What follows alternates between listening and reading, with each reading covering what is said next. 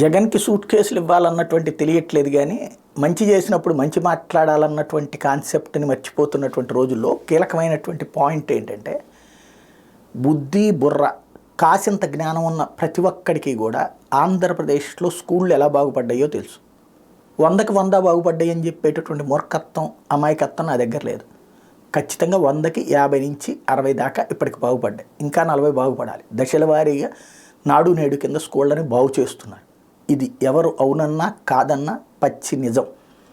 అదే సందర్భంలో English medium దగ్గర నుంచి అనేక రకాలైనటువంటి సంస్కరణలు తెచ్చారు. అన్నీ ఒక్క రోజులో ఇవాళ ఇంగ్లీష్ మీడియం పెట్టగానే రేపు పొద్దున అందరం ఇంగ్లీష్ పండితులం అయిపోతాం అనుకుంటే అంతకంటే మూర్ఖత్వం లేదు. ముందు అసలు ప్రారంభం జరగాలి, ఆ పైన దశల వారీగా జరగాలి. ఆ ప్రారంభం అన్నటువంటిది తెగించి జగన్ సర్కార్ చేసుకొచ్చింది.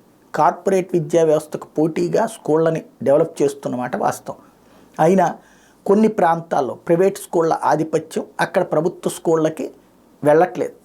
ఎస్సీ ఎస్టీ పిల్లలు కూడా వెళ్ళట్లేదు. అమ్మఒడి డబ్బులు ఇస్తున్నారు కాబట్టి ఆ డబ్బులతో ప్రైవేట్ స్కూళ్ళకి పంపిస్తున్నారు తల్లిదండ్రులు. అట్లాంటి స్కూళ్ళని 2 పిల్లలు 3 పిల్లలు ఉంటే విలీనం చేస్తున్నారు. ఆ విలీనాన్ని తప్పుబడుతూ ఇంకేముంది ఎస్సీ ఎస్టీలకి విద్య దూరం అయిపోతుంది అన్నటువంటి ఒక అబద్ధాన్ని నిజమని నమ్మించేటటువంటి ప్రయత్నాన్ని ఈనాడు రాసుకొచ్చింది. రోజు చిమ్మేటటువంటి విషగుళికలో ఇవాల్టి విషగుళిక అది.